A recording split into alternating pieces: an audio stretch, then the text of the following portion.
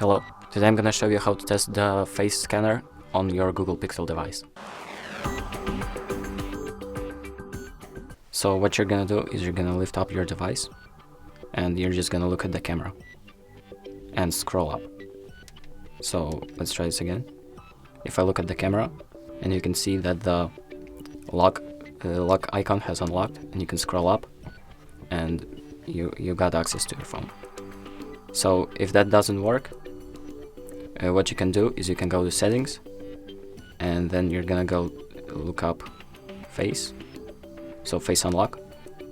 You're gonna enter your PIN, and then you're gonna click on face unlock again, and you're gonna see a few options. So for example, require eyes to be open, always require information, skip lock screen. So you wanna adjust all of these options. So for example, if you turn off require eyes to be open, maybe that will help your case.